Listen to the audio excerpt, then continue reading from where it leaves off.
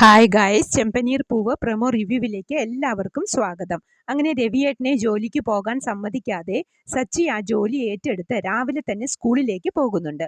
അച്ഛൻ എവിടെയും പോകണ്ട, ഇവിടെയും കുട്ടികളുണ്ടല്ലോ, ആ കുട്ടികളുടെ കളിയും ചിരിയും ഒക്കെ കണ്ട് സന്തോഷിച്ചാൽ മതി എന്ന് പറയുന്ന രേവതിയോട് ഇവിടെ ഏതാ അങ്ങനെ കുട്ടികൾ എന്ന് ചോദിക്കുന്നുണ്ട് രവിയേട്ടൻ.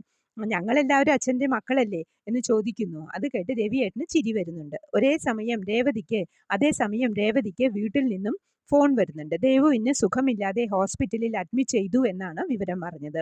ഈ വിവരം രേവതി അപ്പോൾ തന്നെ സച്ചിയെ വിളിച്ചു പറയുമ്പോൾ സച്ചിയും ഹോസ്പിറ്റലിൽ എത്തുന്നുണ്ട്.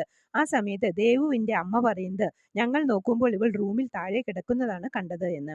അപ്പൊ തന്നെ അരുൺ വന്ന് ദാ അമ്മേ മെഡിസിൻ എന്ന് പറഞ്ഞ് കൊടുക്കുന്നു. അരുണിനെ കണ്ടതും സച്ചിക്ക് ദേഷ്യം വന്നു. ശരത്തെ, ഇവനോട് ഇവിടെ നിന്നും വേഗം പോകാൻ പറ എന്ന് പറയുന്നുണ്ട്. ആ സമയത്ത് അരുൺ പറയുന്നു, ഞാൻ ദേവുവിനെ കാണാൻ വന്നതാ, നീയാണ് അവളുടെ ഈ അവസ്ഥയ്ക്ക് കാരണം എന്ന് സച്ചിയും പറഞ്ഞ് രണ്ടുപേരും വാക്തർക്കവും കയ്യാങ്കളിയും തുടങ്ങി. ഇത് കണ്ട രേവതി വേണ്ട സച്ചിയേട്ടാ എന്ന് പറയുന്നുണ്ടെങ്കിലും അതൊന്നും കേൾക്കാതെ രണ്ടുപേരും ഗംഭീര വഴക്ക് തുടങ്ങി. ഇത് കാണിച്ചുകൊണ്ടാണ് പ്രമോ അവസാനിക്കുന്നത്. പ്രമോ ഇഷ്ടമായെങ്കിൽ ലൈക്ക് ചെയ്യാനും ഷെയർ ചെയ്യാനും സപ്പോർട്ട് ചെയ്യാനും സബ്സ്ക്രൈബ് ചെയ്യാനും മറക്കരുത്.